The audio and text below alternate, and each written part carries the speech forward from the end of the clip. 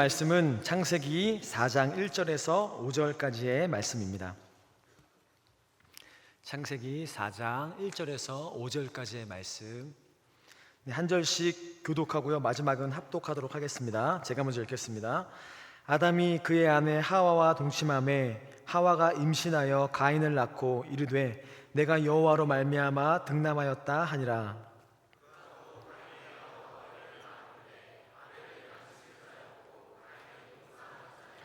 세월이 지난 후에 가인은 땅의 소산으로 제물을 삼아 여호와께 드렸고,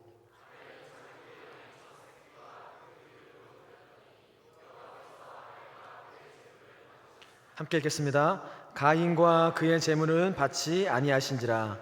가인이 몹시 분하여 안색이 변하니. 아멘. 네, 오늘 말씀 가운데 하나님께서 말씀하시고 하나님의 음성을 우리에게 더해 주실 줄 믿습니다. 네, 옆 사람 보시면 한번 선포해 주시죠. 주님께서 말씀하십니다. 네, 오늘 본문에는 4명의 인물이 등장합니다. 아담과 하와와 가인과 아벨, 여러분이 잘 아는 4명의 인물이 등장합니다. 전장 창세기 3장에서 하나님께서 선악을 알게 하는 나무를 먹지 말라는 하나님의 명령을 지키지 못해서 아담과 하와는 에덴 동산에서 쫓겨나고 맙니다. 이때부터 비참한 인생이 시작된 것이죠. 또한 우리에게도 비참한 인생이 시작되었습니다. 이때부터 인간은 수고하여야지만 소산을 먹을 수 있게 됐고요, 해산의 고통을 여자들은 받게 되었습니다. 또 모든 인간은 태어나는 순간 죽음을 향해 달려가는 이런 비참한 인생을 맞이하게 되었던 것이죠. 안타까운 일이 아담과 하와를 통해서 일어났습니다. 아담과 하와가 에덴 동산에서 쫓겨난 후에 동침하여 가인과 아벨을 낳았습니다. 가인의 직업은 농사 짓는 자였고요, 아벨의 직업은 양치는 자였습니다. 농업과 이 목축업은 우리 인간에게 가장 오래된 직업 중 하나라고 할 수 있겠죠. 아마도 이 두 형제가 다른 직업을 가진 것이 앞으로의 삶에 훨씬 더 유익했을 것입니다. 왜냐하면 곡식이 필요할 때마다 또 육고기가 필요할 때마다 서로 교역하며 사는 것이 앞으로의 삶에 훨씬 유익하고 유리했을 것이기 때문이죠. 두 형제가 다른 직업을 가진 것이 참으로 좋아 보입니다. 시간이 지난 후에 가인과 아벨이 하나님께 제사를 올려드립니다. 지금 말로 하면 우리처럼 예배를 하나님께 올려드린 것이죠. 특별히 오늘 본문 3절에 보니까 세월이 지난 후에라는 문장이 나옵니다. 이 의미는 단순히 시간이 흘렀다라는 것만을 의미하지 않고요, 이 세월이 흐른 후에 이 속안에 보면 이 문장을 연구해 보면 원어가 있는데요, 캐츠라는 원어가 나옵니다. 이 캐치라는 원어는 성경에서 주로 심판을 다루는 문맥에서 사용되어졌습니다. 그러니까 아담과 하와가 시간이 흘러서 하나님께서 심판할 때가 되었다라는 것을 알 수 있는 것이죠. 단순히 시간만 흐른 것이 아니고 시간이 흐른 후에 하나님의 때가 임했다라고 해석하고 설명할 수 있는 것입니다. 우리가 삶을 살아가다가 가인과 아벨을 하나님께서 시험하셨던 것처럼 우리의 삶도 하나님께서 시험하시고 평가하시고 테스트할 때가 옵니다. 환경을 통해서 또 상황을 통해서 때로는 고난의 상황으로 때로는 축복의 상황으로 하나님께서 우리의 삶을 테스트하고 평가하고 시험할 때가 오죠. 하나님은 언제나 하나님의 사람들을 평가하시고 시험하십니다.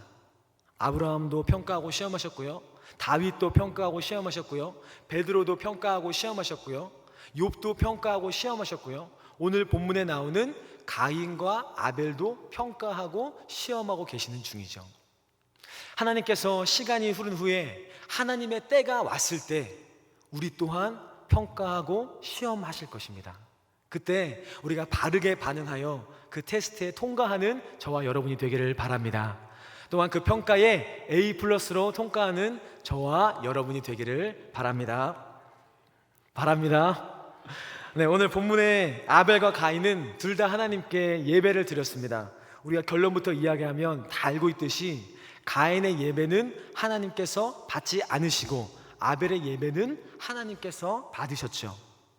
이것이 의미하는 바는 중요한 의미가 있는데, 우리가 모두 다 예배하는 행위를 한다고 해서 하나님께서 모두의 예배를 다 받는 것은 아니다라는 것을 알 수 있습니다. 하나님께서는 어떤 사람의 예배는 받으시고 어떤 사람의 예배는 받지 않으신다라는 것을 오늘 본문을 통해서 알 수 있는 것이죠. 제가 가장 억울하게 생각하는 것 중에 하나가 무엇이냐면요, 예배를 드렸는데 하나님께서 받지 않으시는 거예요. 차라리 밖에 나가서 놀았으면 억울하지가 않잖아요. 근데 예배는 예배대로 드리고, 재물은 재물대로 드리고, 시간은 시간대로 드리고, 헌신은 헌신대로 드리고, 열정은 열정대로 쏟았는데 하나님께서 그 예배를 받지 않으신다? 여러분, 가장 억울한 일 아니겠어요? 마치 시험 공부를 열심히 했는데 시험 성적이 다음날 안 나오는 것 같은 그런 억울한 말이에요. 그런 경험 여러분 있으시죠? 전부 공부를 안 하세요? 공부를 열심히 했는데 성적이 안 나오는 그 억울함처럼, 우리가 예배를 열심히 드렸는데, 찬양을 열심히 드렸는데, 토요일 날부터 모여가지고 하나님께 헌신하며 준비하며 하나님 앞에 나아갔는데 하나님께서 그 예배를 받지 않으신다? 이것만큼 억울한 게 없는 것 같아요. 그렇다면 왜 하나님께서는 아벨의 예배는 받으시고 가인의 예배는 받지 않으신 걸까요? 오늘 본문에 보니까 가인과 아벨이 하나님께 예배드리는 장면이 나오는데요, 이 장면 속에 해답이 있습니다. 함께 읽어보도록 하겠습니다. 창세기 4장 3절에서 5절 상반절까지입니다. 시작. 세월이 지난 후에 가인은 땅의 소산으로 제물을 삼아 그 기름으로 드렸더니 여호와께서 아벨과 가인과 그의 제물은 받지 아니하신지라. 어떤 목사님은 이 부분을 해석하실 때 가인은 곡식을 드렸기 때문에 하나님께서 받지 않으셨고, 아벨은 양을 드렸기 때문에, 피의 제사를 드렸기 때문에 아벨의 예배는 받으셨다라고 해석했습니다. 그런데 제가 성경을 다시 한번 천천히 보니까요, 하나님께서는 곡식으로 예배를 드려라 라고 명령하셨습니다. 우리에게 한번 그 부분 찾아보죠. 레위기 2장 16절입니다. 함께 읽겠습니다. 시작. 제사장은 찌은 곡식과 기름을 모든 유향과 함께 기념물로 불사를 치니 이는 여호와께 드리는 화제니라. 레위기에서 5가지 제사법이 나오죠. 번제, 소제, 화목제, 속죄제, 속건제, 이렇게 5가지 제사법이 나옵니다. 그 중에 방금 읽은 제사법은 소제에 해당됩니다. 소제는 어떻게 예배를 드리는 것이냐면요, 곡식을 볶아서 찌은 것을 하나님께 드리는 것이 바로 소제였습니다.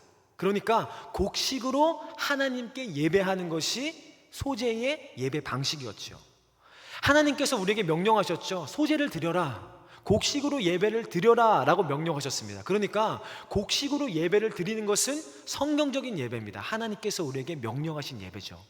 그런데 가인이 곡식으로 예배를 드렸기 때문에 하나님께서 받지 않으신다? 이것은 말이 안 되는 것이죠. 하나님께서 명령하시고 받지 않으시다니요, 이거는 논리적으로 맞지가 않습니다. 또 다른 부분 한 부분 읽어보고 싶은데요, 누가복음 21장 2절에서 3절 말씀입니다. 함께 읽겠습니다. 시작. 또 어떤 가난한 과부가 2렙돈 넣은 것을 보시고 이르시되 내가 참으로 너희에게 말하노니 이 가난한 과부가 다른 모든 사람보다 많이 넣었도다. 2렙돈은 이스라엘 화폐 단위 중에서 가장 작은 단위였습니다. 세상적인 기준으로 볼 때 2렙돈은 너무나 형편없는 재물이었죠. 하지만 예수님께서는 이 여인이 다른 사람보다 가장 많이 넣었다라고 이야기하셨습니다. 왜 그렇죠? 자신이 가진 전부를 하나님께 드렸기 때문이에요. 예수님께서, 하나님께서 보시는 것은 예물의 질과 양이 아니다라는 것을 본문을 통해서 알 수 있는 것이죠. 하나님께서는 예물과 상관없이 우리의 예배를 받으시는 분이다라는 것을 이 두 본문을 통해서 알 수 있는 것입니다. 그렇다면 왜 하나님께서 아벨의 예배는 받으시고 가인의 예배는 받지 않으신 걸까요? 왜 하나님께서는 가인의 예배를 기뻐하지 않으신 걸까요? 아까 봤던 본문을 다시 돌아오면 가인은 이렇게 예배를 드렸다고 말합니다. 가인은 땅의 소산으로 제물을 삼아 여호와께 드렸다라고 성경은 기록합니다. 다른 성경을 직역해 보니까 그 땅의 열매들 중에서 여호와께 드렸다라고 해석합니다. 그러니까 그 가인이 가지고 있는 열매 중에 하나를 하나님께 가인은 드렸던 것이죠. 가지고 있는 것 중에 하나였어요. 그런데 아벨은 조금 달랐습니다. 아벨은 어떻게 예배했는지 4절에 보니까요, 양의 첫 새끼와 그 기름을 드렸더니 라고 기록합니다. 양의 첫 새끼, 성경에서 이 첫 새끼는 가장 뛰어난 것, 가장 귀한 것을 의미합니다. 그리고 기름은 살찌고 기름진 것을 의미하죠. 그러니까 가인은 자신이 가지고 있는 것 중에 하나를 하나님께 드렸지만, 아벨은 자신이 드릴 수 있는 가장 가치 있는 것, 가장 귀한 것, 기름지고 살찐 것을 하나님께 드렸던 것이죠. 바로 여기에 차이가 있는 것입니다.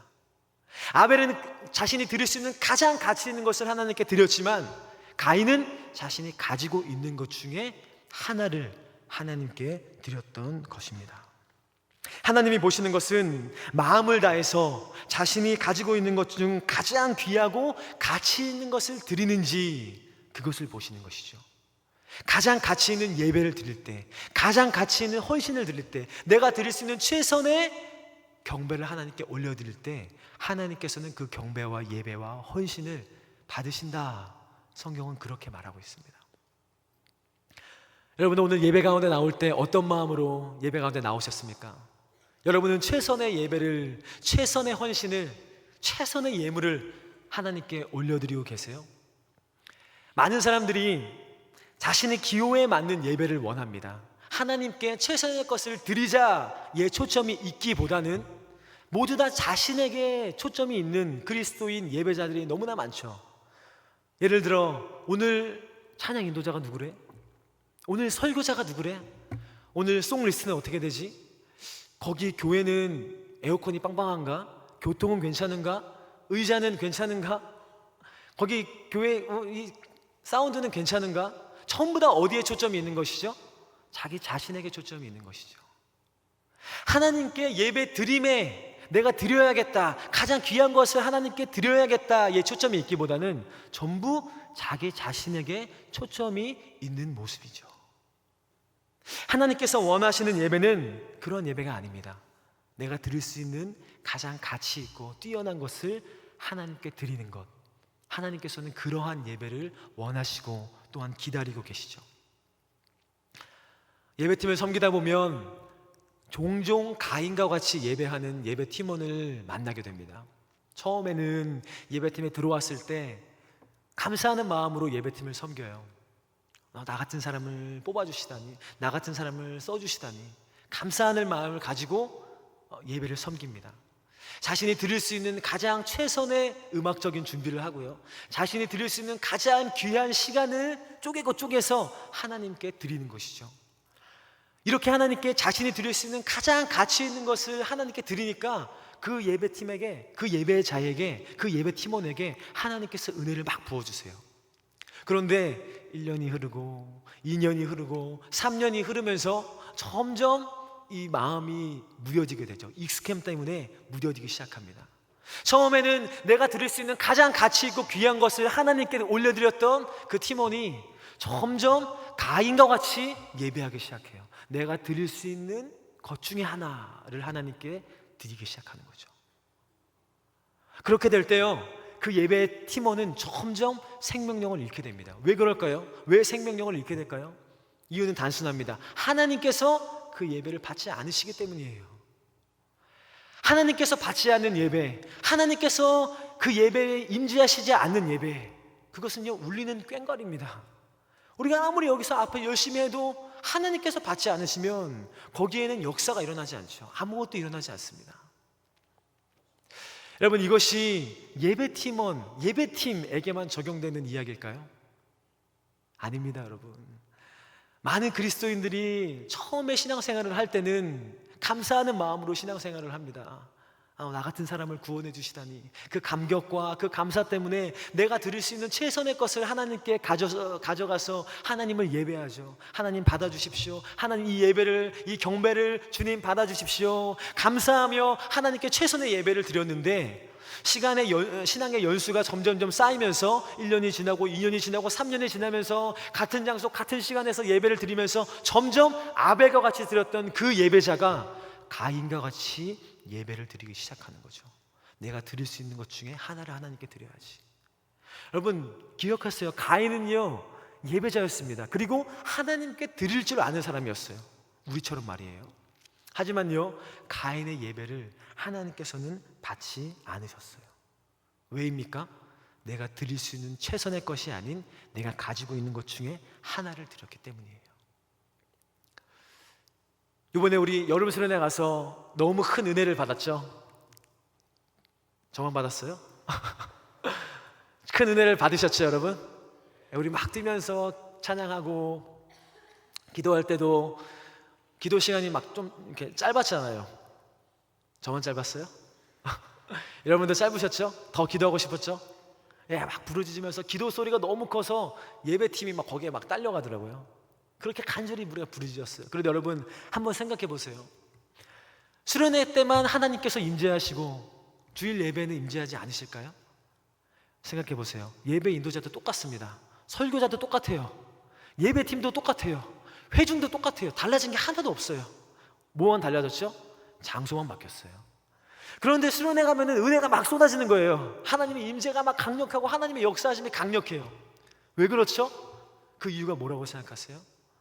수련회 때는 우리가 드릴 수 있는 최선의 찬양을, 최선의 예배를, 최선의 기도를 하나님께 드리기 때문이에요.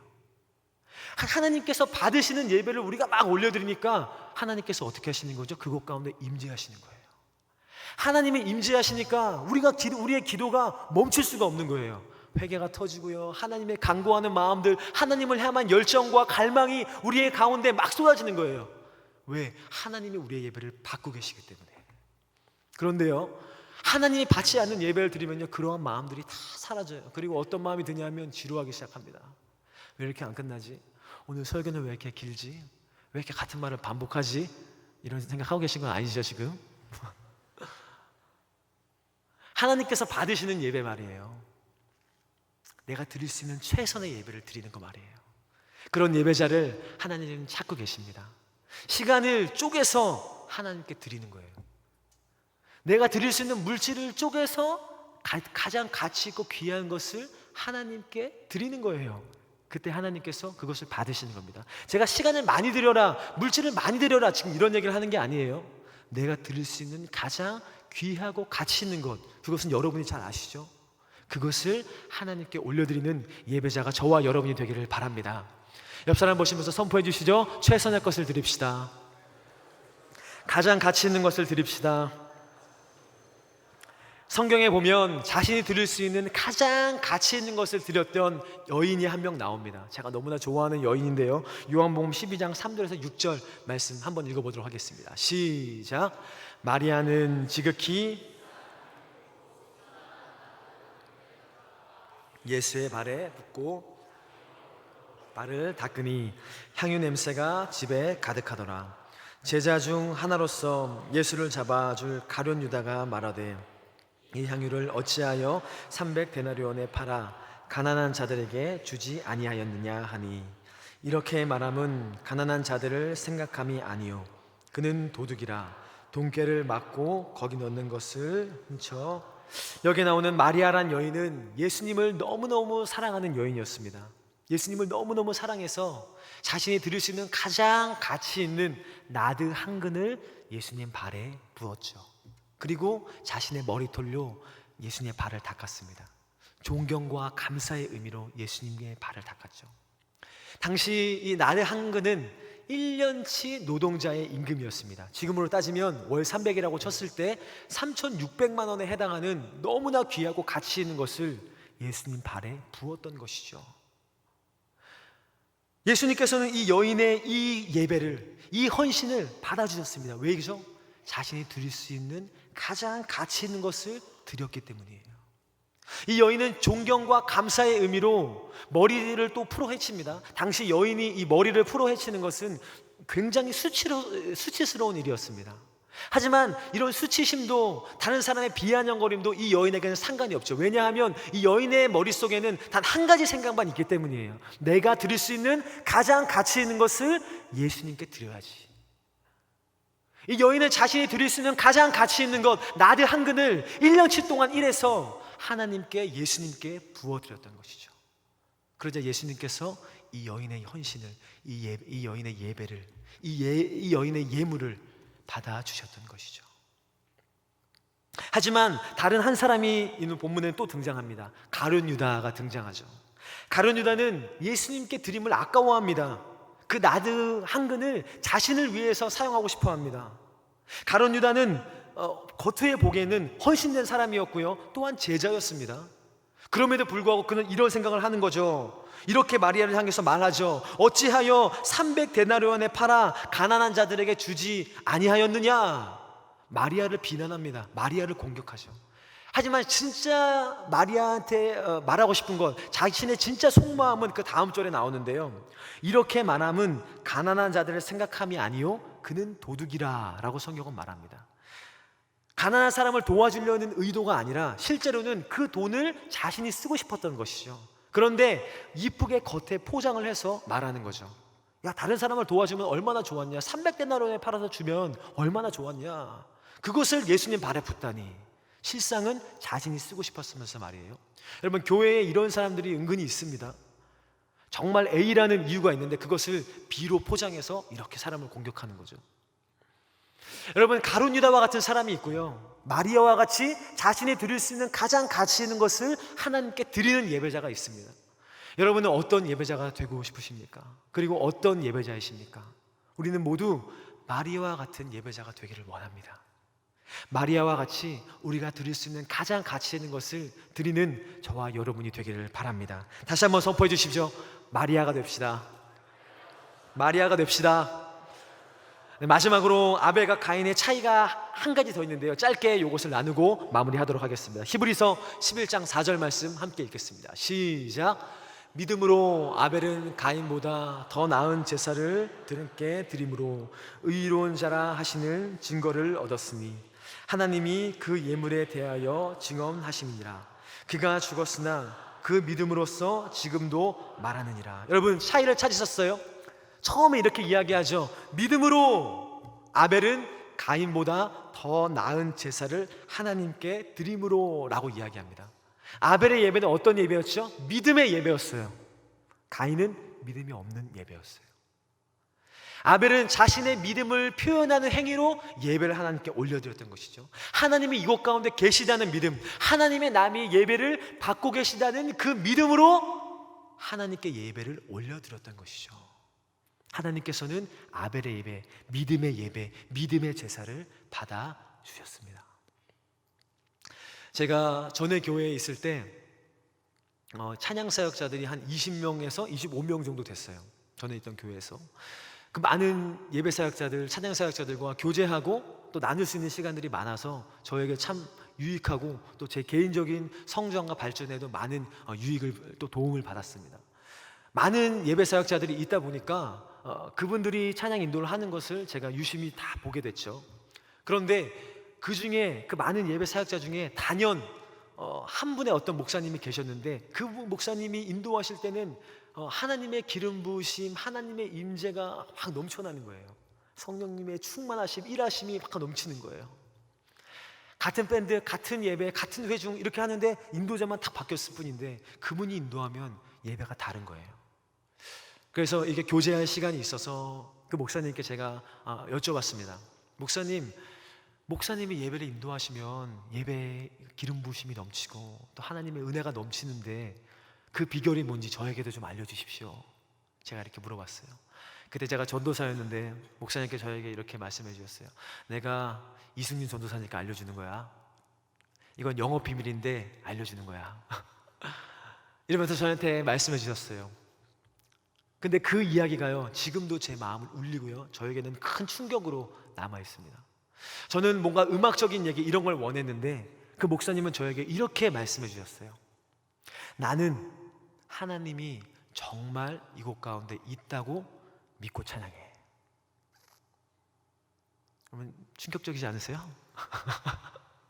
하나님이 정말 이곳 가운데 있다고 믿고 찬양해. 여러분, 많은 예배자들이 또 많은 예배를 인도하는 사람들이 음악적인 것엔 치중을 하지만 하나님이 정말 이곳 가운데 있다고 믿고 찬양하는 사람들은, 믿고 예배하는 사람들은 많지 않은 것 같아요. 근데 그 목사님은 그렇게 말씀해 주시는 거예요. 나는 하나님이 정말 이곳 가운데 있다고 믿고 찬양해. 여러분, 충격적이죠? 저는 조금 다른 이야기를 기대했거든요. 음악적으로 여기서 송폼을 좀 바꾸고 코드를 좀 이렇게 해서 바꾸고 화음을 이렇게 쌓고 밴드가 이렇게 나오고 여기서 드럼이 빠지고 뭐 이런 거 말이에요. 음악적인 이야기들을 기대했는데 그 목사님께서는 저에게 전혀 다른 이야기를 해주셨어요. 나는 하나님이 이곳 가운데 정말 있다고 믿고 찬양해. 이승윤 전도사도 정말 믿다고 하고 믿음으로 그 믿음을 가지고 예배를 인도해봐. 그때부터 저의 예배 인도의 모습이 달라졌어요. 정말 하나님이 있다고 믿고 찬양해야지. 지금도 제가 강단에 설 때마다, 무대에 설 때마다 기억하고 제 마음 가운데 되새기는 것은 하나님이 정말 이곳 가운데 계시는구나.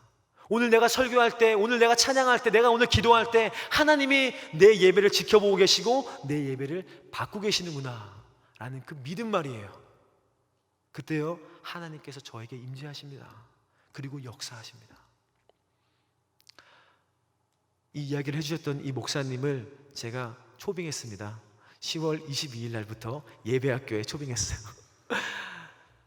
듣길 원하시는 분은 신청하세요. 4주간 계속 진행됩니다. 토요일마다.